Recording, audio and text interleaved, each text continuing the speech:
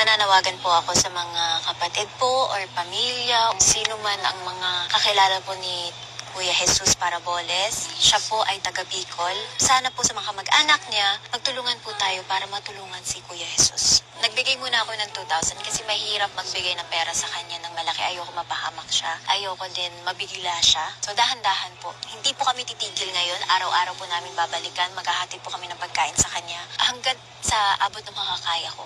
At pinapangako po itong 100,000 ay para kay Kuya Jesus para makapagsimula siya ulit ng dahan-dahan pangtulong sa kanya. Ang buhay natin parang napagkagandang dalangin. Kayo, Bigyan mo ako?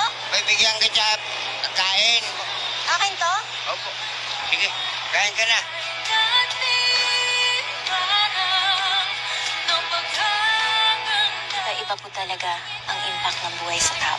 May mga kinakayang bawat pagsubok, may iba sumusuko, at hinahayaan na lang kung saan sila dalhin ng tadhana.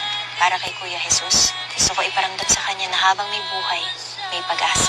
Ang buhay natin parang napagkagandang. Ako po ay instrumento lamang ng Panginoon, kaya sa abot ng aking makakaya, aabutan natin si Kuya ng mga simpleng pangangailangan niya.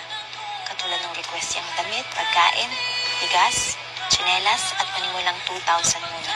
Ipapacheck up po natin siya, ipapagamot natin siya, bibigyan natin siya ng pag-asa.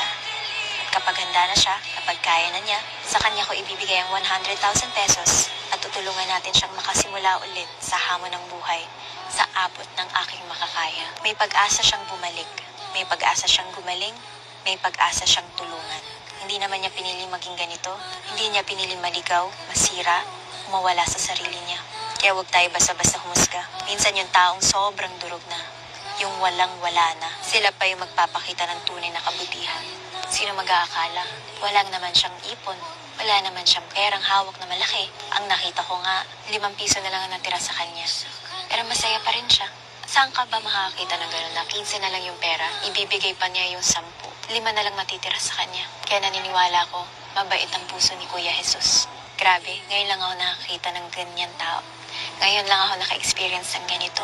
At sana, sa ibang mga tao, ma-inspire kayong tumulong. Kahit pa konti-konti. Yung iba, nagnanakaw ng bilyon-bilyon. Pero hindi mo makikitaan ng ganito. Samantalang itong si Kuya Jesus, wala naman siyang bilyon, wala siyang milyon, pero tumutulong pa rin siya. Ganyan ang Pinoy. Panginoon, wag mo po akong kakalimutan kung ano man yung pangangailangan ko. Liliwanag ang iyong buhay.